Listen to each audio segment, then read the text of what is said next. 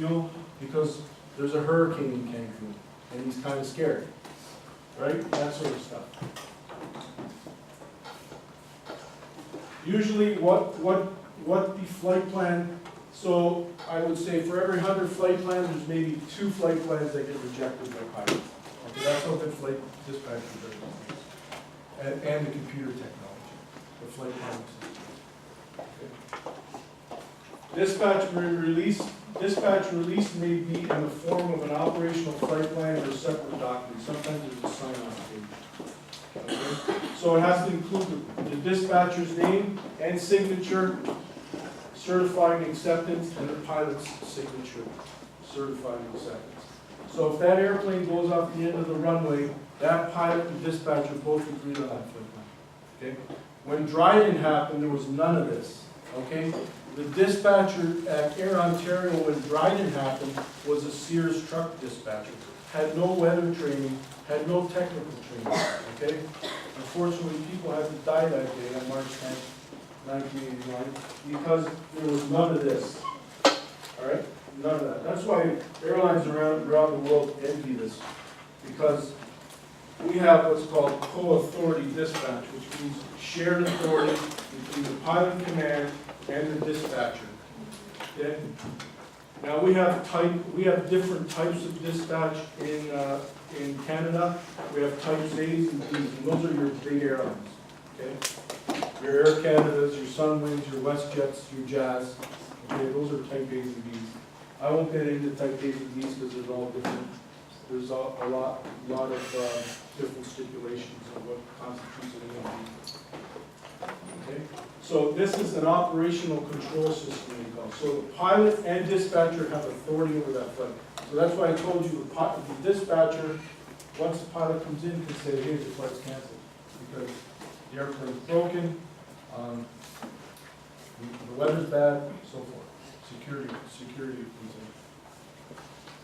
All right? So the second objective, I told you there's 2 objectives. One is what was the first objective? Operations control, right. The second objective, once the pilot accepts the flight plan, we have what's called flight watch. So the pilot and dispatcher maintain current information on the progress of flight and monitor all factors and conditions that might affect the operational flight plan. Anybody watch or look at the websites Flight Radar 24 or Flight Aware? All those flights, Canadian, North American Airlines, this is happening. Every single second of that flight, okay? So if a guy in Toronto, a flight dispatcher in Toronto sees a thunderstorm pop up in front of one of his or her flights, he can radio or text message or uplink a message. We call it text messaging, sometimes same thing, even though text messaging doesn't work at 87,000. But some airlines do have Wi-Fi now. So you can uplink a message telling you there's a thunderstorm, deviate how many miles to the right, and just tell them that, and they're going to know because air traffic control is going to come. Because the weather radar on the airplane, 777, 380, whatever, only looks 100 miles forward of the airplane. Okay? So the pilot does not have the information the dispatcher has on the ground. We have everything going on there. If there's a terrorist attack, any security incident, obviously the dispatcher knows right away, right? With social media. And if he has an issue of the airplane, the pilot, the dispatcher can tell him the airports that he can land at if he's got some time. If the flight attendants are working on the passenger, they're doing compressions, whatever, they may have time. So you can find a suitable airport for that airplane to go to. Okay, longer runways, elite emergency response, that sort of stuff. It's not in Mongolia. Okay, so some airports they fly like some of the polar routes. So the Toronto Hong Kong flights go over Mongolia or Russia. You don't want to divert there if you don't have to because the services are not great. All right, Greenland. lots of fjords, lots of mountains, 10,000 feet tall. Pilots don't want to really go there. Okay, if you have to, if you got diving, by all means. So that's flight watch. So the two objectives are the legal obligations between the pilot and the dispatcher. So these are just some, and I'll read through these quick. Shall maintain current information on the progress of flight for he or she is responsible. All right, so that's the law. Flight watch shall continue until completion of the flight. Some airlines say until the last passenger has the plane. Okay? Until the completion of the flight transfer can be. Airlines can adapt whatever rule they would like. The pilot command shall be kept fully advised of all these factors and conditions. In-flight reports shall be directed to the dispatcher performing flight watch after each takeoff and landing, at least once an hour on any flight longer than 1 hour conducted in uncontrolled airspace. Okay? There's uncontrolled airspace in our world where there's no ATC. The pilot, the airplane is on its own. In the middle of the Atlantic, the pilot's on its own. All right? The dispatcher is watching it. He's talking to ATC over a high-frequency radio, but it's uncontrolled. Okay? And there's lots of parts of the world that's uncontrolled. So you gotta make sure that you're getting fuel reports and position reports. At intervals 2 hours after departure and every 2 hours thereafter for operations. When fuel remaining at any time falls below the minimum specified on the flight plan. So if he or she is running below fuel, they need to tell the dispatcher. Okay, Air Transat in November of 2001, they ran out of fuel over the Atlantic and landed in the Azores. Lucky to be allowed. They didn't contact dispatch. One of the findings out of that review. Okay, they didn't even talk to dispatch. Dispatch didn't even know they were running out of fuel. So the dispatch had problems as well because they weren't getting data links back. Okay, so transport had two findings there, just on. Well, there's many findings, but those two findings were big ones, right? Because if the dispatcher knew they were running out of fuel, he or she may have told them to go to another airport. Right? And then where the pilot in command determines the changes necessary to the operational flight plan en route. So if the pilot sees different things going on with his airplane, he's lost a system, let's say, it may degrade, it may increase fuel burn, so they'll have to call back to dispatch and run the fuel calculations again, see if the airplane has enough fuel to get to the destination. If not, they're going to land short and refuel. Okay? So it's a pressure situation, especially when you've got the pilot on the phone and it's an emergency situation, and the dispatcher's got to do their calculations because you really know what's going on. Right?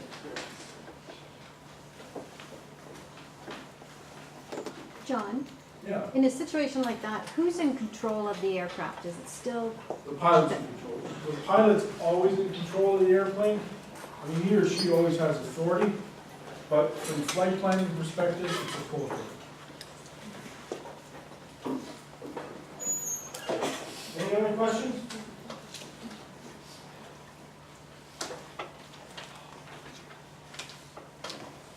So this is what you need to be when you, the transport document was moving up, but the FD Ops, so it's the Flight Dispatcher Ops exam. That's what transport can, you gotta go write that exam, you get 70% on that exam. It's 3.5 hours, it's 8 questions. So at Seneca or Newnham, in the flight dispatch course, we teach the students to pass these two tests. Okay? So this one's 100 questions, or sorry, 8 questions. So this talks about all we've been talking about, operation. This is test operations control flight dispatch. 80. Oh, That's an 8. So they're all the Transport Canada questions, similar to flight attendant question exams. The English, you really got to know your English because they trick you. Two of the answers are always very similar. Okay? How long is the course? It's 2 years. It's fall and winter semester, and then summer, you do a summer, fall. That's it. And then you got a fall.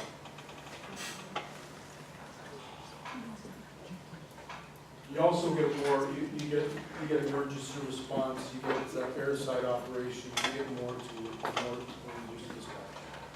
Weather's a big one. And then the weather exam, the FD Met, that's a 100-question exam, you gotta get 70%.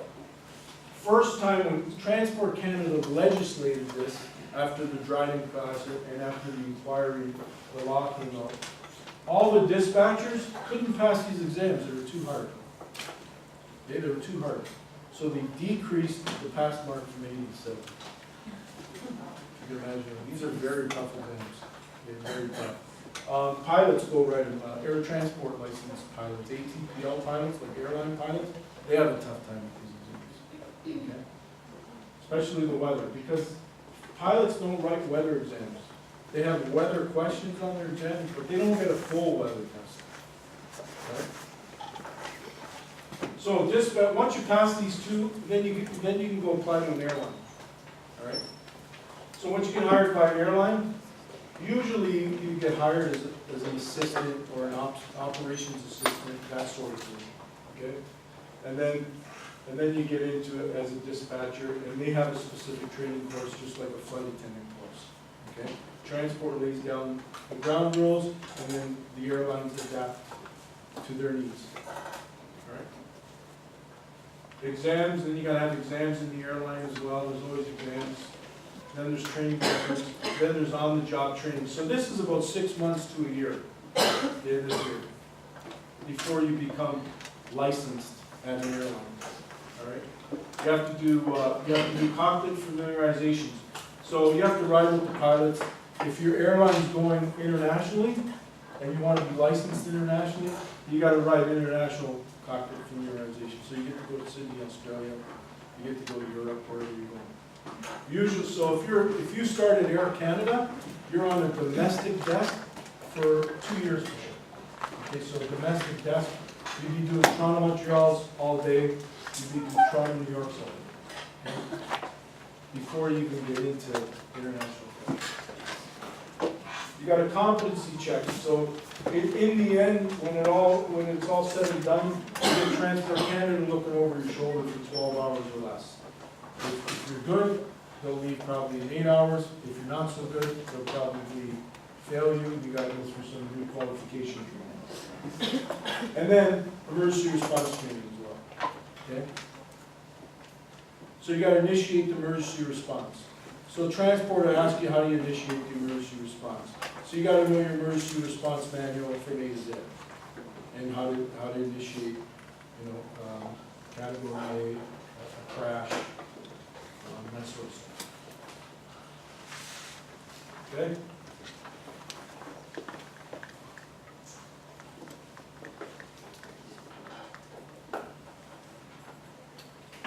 So they have a term called complex operations. This is when I said that type A and B. So type A and B have complex operations. So complex operations are air operators operating more than 6 airplanes, having a passenger